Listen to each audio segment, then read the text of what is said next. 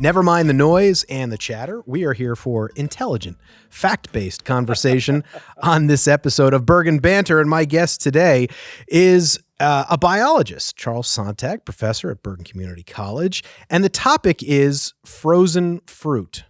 No, not that kind of frozen fruit. We are talking about what could be, and we'll get into this very shortly, an economic agricultural disaster for many of the vineyards, orchards in our region because of a very fast warm-up that occurred around us and then a hard freeze. So, Professor, let's talk about what happened in the Hudson Valley and on the farms of New Jersey. What happened this spring?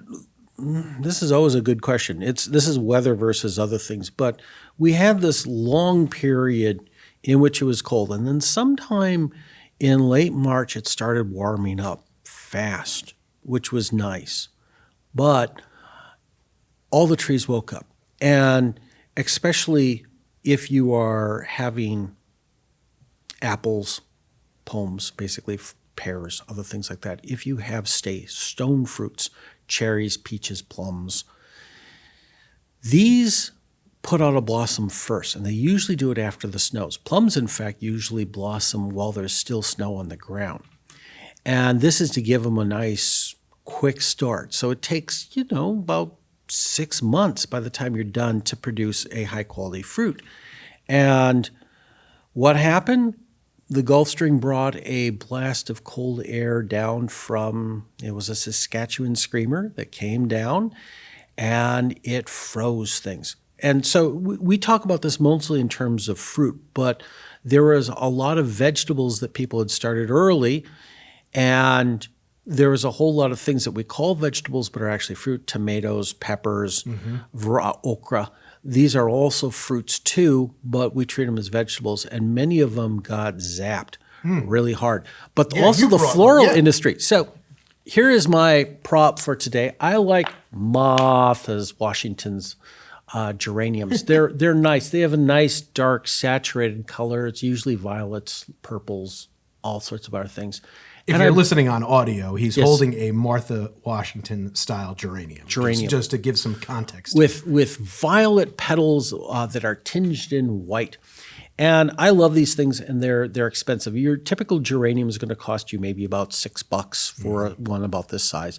This one is, if you go to a good garden center, you're looking at somewhere between $15 and $20, and Stu Leonard's had these on sale for $13.99, and I spent $52 on $56 on 4 Martha's Washington's geraniums. I brought them home, I put them on the back porch, and they were okay the first night, and then the second night, I'm online, and when I wake up in the morning, people are like, "Oh my God, we had a frost," and I go outside, and many of the leaves were translucent. So you've probably had that experience. Your refrigerator goes through a snap. It goes from 40 Fahrenheit down to 30 Fahrenheit, and suddenly all your lettuce looks funny, and all those other things. And all the leaves looked funny. I'm like, oh, fudge. You thought I was going to say something else. I'm good. I'm from Wisconsin. Fudge. So we've got this hard freeze now, and it's killing off crops. It's killing off flowers. It's killing off vegetables, all kinds of things. So, okay, now what? Well, the good news is people are starting to get better at this stuff in terms of preparing. So I was looking at or listening to an interview with Allsteed Orchard. They lost a quarter of their crop. Luckily, they had the information to go in and put up basically fires all over the place, smudge pots. Smudge pots. I'd never heard that phrase before. Yeah, that's basically a very dirty fire. Okay. What you're doing is you're burning waste oil and other things. You're putting, a lot of heat into the system. You're also creating a lot of VOCs, volatile organic compounds, and those hold heat. And then you're also producing a lot of soot, which has VOCs associated, holds heat, and then it sticks to the plants. So that was what they did. But there's a problem now. They lost a quarter of their crop.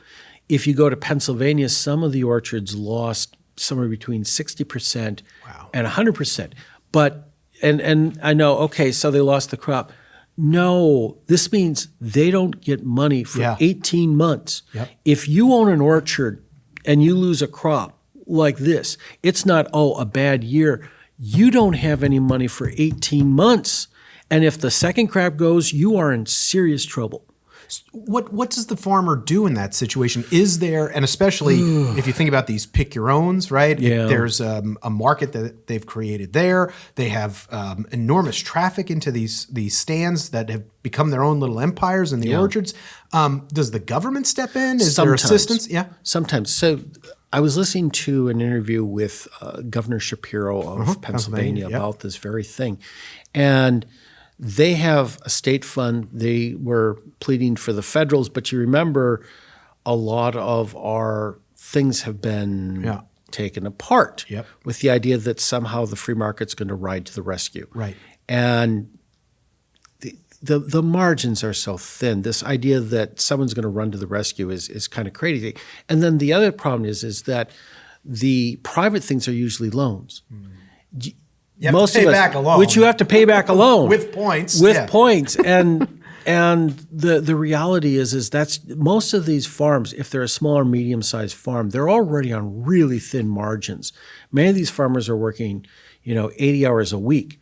And if you talk about the farm crisis that occurred in the 1970s and 80s, in the 60s and 70s, if you were tired of working 80 hours a week, you could sell the farm and then go work at an auto factory, and for 40 hours a week, you'd have a middle-class existence. That option no longer exists. So most of the farms that survive today are either it's some legacy farm and they're not going to quit, no way, no how, or it's a big farm and it is rich. Most of the farmers these days are wealthy. The poor farmer, the big commercial farms. They're big commercial, but their margins are still very, very slim.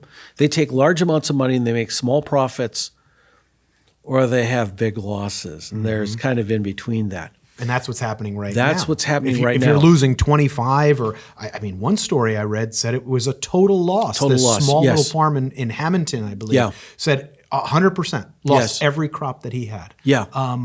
What happens? Bad news. Yeah, sometimes it does. Sometimes it does. You have a string of bad years and it's over. Now, I'm from Wisconsin, and when I was a small boy, the June activity that is dear to my heart wasn't swimming. It was picking sour cherries up in Dork County. And I remember even as an adult going off by myself, and the goal was to get sick on all you can pick sour cherries. Didn't a president die by eating too many? No, I know. I just got a little sleepy. I ate a lot of cherries. Okay. And I'll stop talking because of what cherries do to people. But, we had friends that purchased cherry land, which was at one time the largest cherry orchard in the country. It was a rival of the cherry land that was in Michigan, but this one was in Wisconsin. When they purchased it in the late 60s, about 1 year out of 10 would be lost to an early frost. So you'd have this early frost, you lose the crop, and you eat it. You're rich. But by the early 2000s, because the weather has gotten so wonky, and that's why I brought our handy-dandy globe, and we can talk about El Niños and El La Ninas and things like that. Because the weather has gotten wonky, they were losing 1 out of every 3. And you can't make a go out of it, because it's not just, okay, the farmer has lost their stuff. What about all the people that sell to the farmer? Yes. All the suppliers? Yes. What about all the farm workers that are now not going to get paid? And there's other things we can talk about migrant farm working, but here's where things get kind of interesting. Many people know about migrant farm working. They're assuming it's going to be some person who's Latino, probably from Mexico or Central America. That's not the fruit crop. The fruit crop is almost entirely picked by African American itinerant communities that are based in Georgia. They're the ones, if you look at apples, if you look at pears, they're the ones that are going and picking most of the crops. They're specialized, they're trained, and they're not going to have work. You know, what happens when you as an agricultural worker, and you're probably not making much and you're having to move around the country, suddenly, oh, hey, we just lost 3 states, you're not working for a month. You know, it's challenging because you're also looking at what's happening to the farm workers who, you know, they don't. Here's something, I don't know if you know this, but farm workers are exempt from those minimum wages. Right. So they're, you know, what is the minimum wage right now? It's Not enough. Not enough, and now you're going to cut that in half.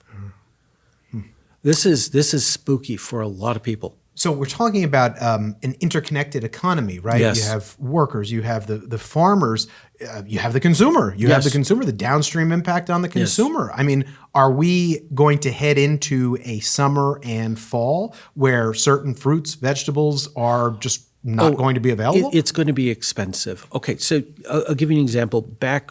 Let's turn back the clock to about 2001 to 2004 when the prices of oil went up because of wars.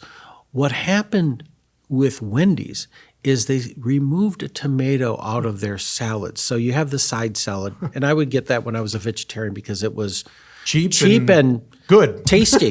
Yeah. It used to be $1, if I remember. It was $1, and you get 3 small tomatoes. Yes, I remember. And they went down to 2. And the reason is that diesel prices had gone up, and this affected all sorts of agricultural things. Now, kind of going back to this whole discussion on fruit, if you look at agricultural products and you're just looking at selling things, fruit has a much higher value added than, say, grain. Grain is cheap. You can store it forever. But cucumbers have a shelf life.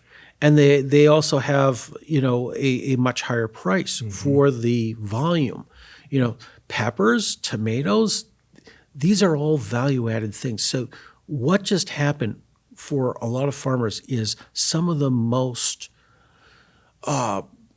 valuable, productive crops have just gone away. And it's not like you could take an orchard and say, oh, we're going to grow marigolds. You know, let's plant in some marigolds and we'll do a pick your own flower garden. Yes. No, you're stuck for 18 months. And if as a result of changes in the federal government, those funds are no longer available, you're going to have farmers that are either going to go greatly, deeply into debt, or they're going to lose the farms. And the farms are basically going to be bought up and turned into housing, or turned into a million different things. Yeah. Yes, well, that's the thing, especially here in New Jersey. So I don't know if you've looked at the housing prices lately, but most of the hour away from New York City is built up. Now, if you go into Pennsylvania, they've got expensive houses clear out to Scranton. People are coming in from Scranton, so you're looking at a 2-hour commute. Now, they've been trying to preserve farmland in Huntington County and Sussex County and other areas in the West. But now there's going to be a lot of pressure because you're going to have farms going out and you're going to have people with money.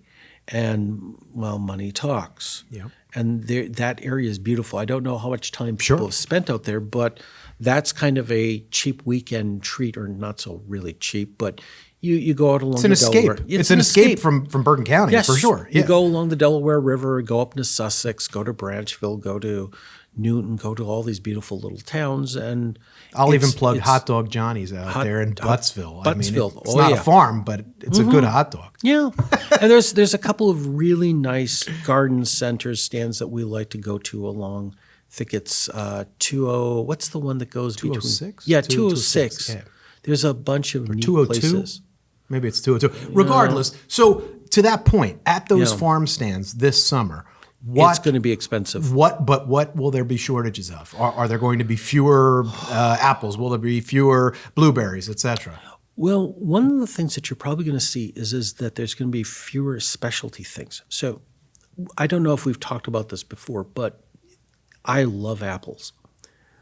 But many of the apples I really love, I've got to drive. I'm looking at, in the fall, a 2-hour drive up the Hudson River, or I'm looking at a 4-hour drive up to Ithaca to buy apples. And my wife laughs about this. And this is why I've started to grow certain apple varieties that Otherwise, I have to drive long distances for it. So if you're looking for some of these you could be snooty and say artisanal apple varieties.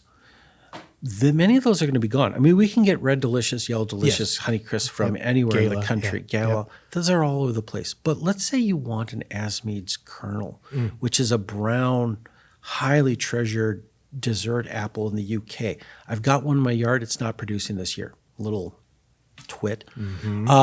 I've got 3 Rubinettes, which is a daughter of a very famous apple called Cox's Orange Pippin, which is the mom of Gala. So if you like Gala, there's an even better tasting one that was there. So that's part of it is that a lot of the really kind of funky, neat things, those are going to not be available. So you're not going to see as many kind of, let's say you wanted to treat yourself with something weird, it's not going to be there.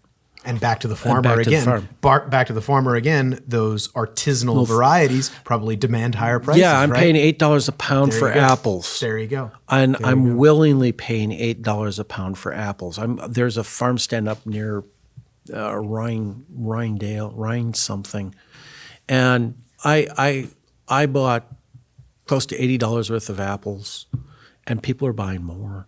So that's what we can expect sort of down some of the cool things are going to go away. That's part of the problem. And those things were really paying the bills for a lot of people. So, sometimes it's the rich customer that makes sure that the place is in the black. And I'm not saying I'm rich, but you're willing to pay a premium for something I really want. Makes sense. So those kinds of things are going to be in trouble. And then I was going to say something else. So let me take it in a little bit different direction, though. We talked a little bit about climate change, talked about variability in temperatures. Oh, boy. So, okay, in our region, we know that we can experience heat, we can experience freeze, right? We get both ends of the spectrum. But what about other places in the country, like when you're talking about orchards in Florida, and you're talking about the orange crop, right? They are not as susceptible to violent swings in temperatures. But when they get a hard freeze, it could be devastating to the orange crop. Climate change. Are we going to see more of these kinds of situations? And why? Ben brought our globe along. And one of the things we should point out is that we've got 3 great winds in the planet. We've got the trade winds, which are basically going this way. So our planet is turning this way. For our audio listeners, it's from west to east, correct? The winds are going east to west. East to west. Then you've got the westerlies, which start in the west. Those are basically at the 60s. And these ones tend to be cold winds. These ones tend to be warm winds. When you put more heat in the system, they move faster. And that becomes a problem. Also, when you put more heat in the system, they can absorb more water, which means they have more mass. And you probably know that expression, force equals mass times acceleration. So when you put more heat in the system, you are affecting 2 of those components of this. The other thing is so that alongside you have the jet stream, and the jet stream is basically kind of zooming along. If it's moving faster, those detours tend to be more, what's the right word? They're a bit more divergent. So let's turn back to it's Yule time 2015. I'm buying the house in Bloomfield. Okay. As I'm driving through Branchbrook Park, it's 60 degrees. I've got pictures on my phone, which I don't have here, I gave to Lark, of bees pollinating the cherry trees because the cherry trees were in blossom. What happened? There was a wild zoom of this, and it brought a mass of warm air all the way up to Greenland. And then within a 3-year period, Greenland had almost a 200-degree change in temperature. It went from 80s down to minus way something.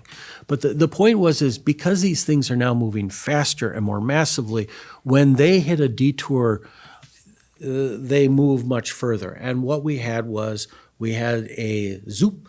It dropped down. It brought a whole lot of cool things with us. But tied in with that, there's something else that I wanted to bring up with this, and we're going back to apples, and I'm sort of obsessed with apples. That's okay. It's part of the conversation. So I have Rubinette in my yard. Why don't I have a Cox's Orange Pippin? Because I love Cox's Orange Pippin. The reason is that a Cox's Orange Pippin tastes great here in Gloucestershire, UK. Now, if you want those conditions, you've got to grow it somewhere near the Hudson Bay. Right. And if you don't grow it in those conditions, it doesn't taste as good. Think about the French concept of terre in wine. Terre, c'est le terre. The terre is basically saying earth, and what they're really talking about, even though they're thinking they're talking about just the earth, they're not.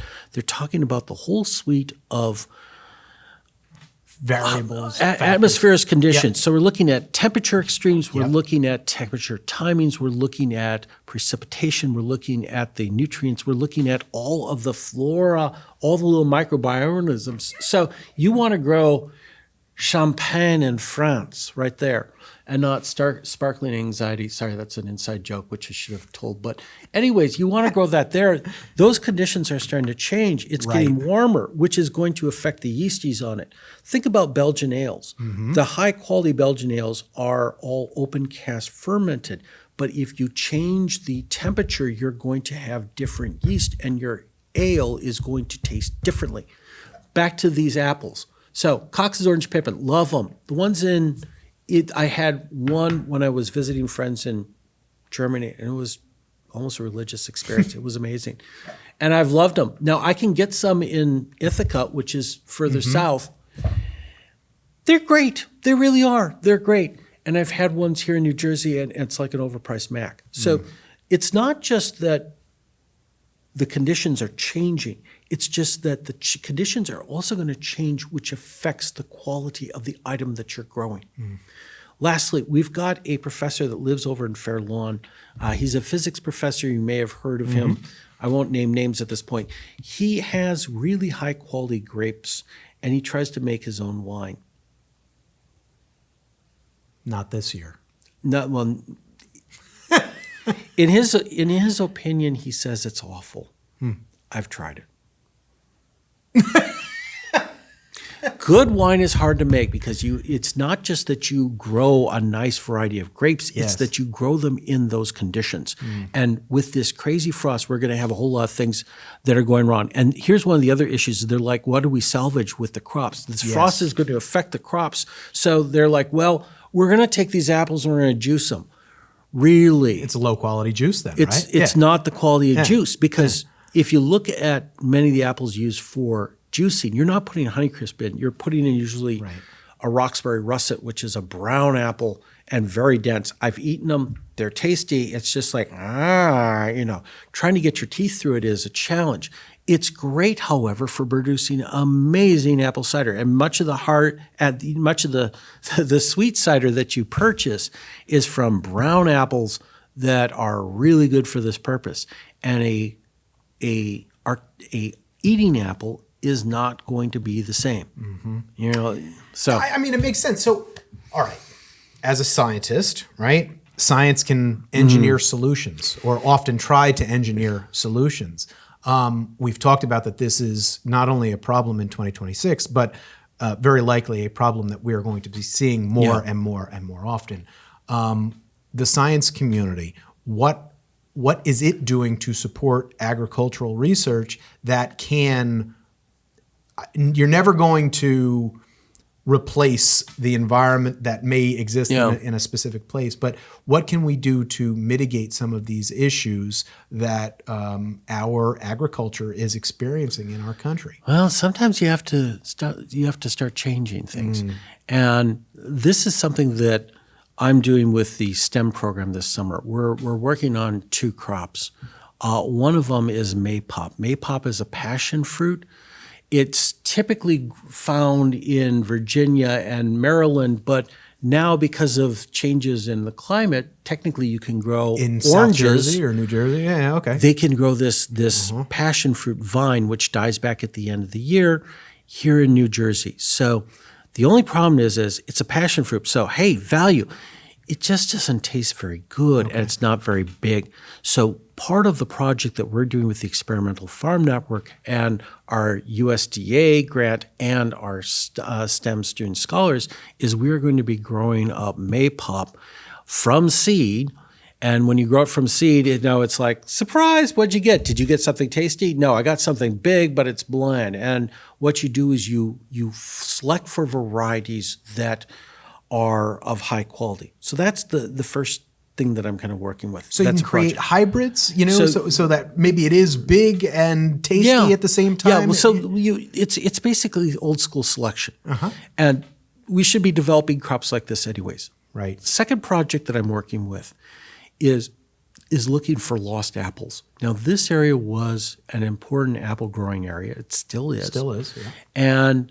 But if you turn back the clock before Prohibition, most of the apples were turned into hard cider. Okay. And in fact, if you go out towards Clinton, there's a restored old cider mill that made it all the way through Prohibition, and the revenuers shut it down only once.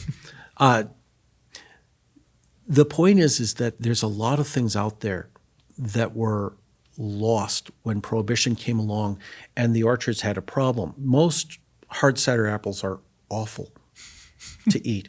They make a great cider because when you do the fermentation process, the sugar goes away. What you're left with is other flavors. And so a high quality cider apple or a high quality Perry pear. There's another one. Many of these great varieties here were lost during Prohibition because they chopped them down. Yep. Now, the good news is that most farmers, I keep using this word because I enjoy it a little too much, most farmers weren't going to let the revenuers tell them what to do. And so they might have chopped down all of their cider apples in the front, but in the backyard, in the far back, they were going to have some cider apples. They held it back. They held it back because they were going to make it for the table. And we're out looking for those.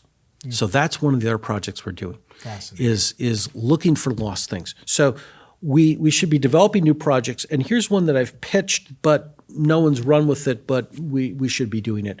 This is something we can be doing with community colleges all along the Eastern Seaboard, is we should be growing different varieties of tomatoes, peppers, okra, all sorts of things, all sorts of vegetables. We should be growing them using similar nutrient regimes all along the East Coast, and then honestly testing, okay, hey, this one in North Carolina, we should be growing this variety of carrot here, and New Jersey girl, we now should be growing that in Maine, and instead we should be growing this type of tomato here because they taste the best. This is a type of future-proofing, This is right? a future-proofing. Yeah. The reality is people talk about, do we need to develop new genes for these things? I'm going to say, no. We've got an enormous genetic variety. What we should be doing instead is finding what grows best in the area that the market values, what the market wants. And so, peaches, Georgia peaches, everyone loves them. We can grow them here in New Jersey. Do people like the peaches here? I like them. The conditions are changing. They're starting to become more like a Georgia peach. Maybe we should start looking at that.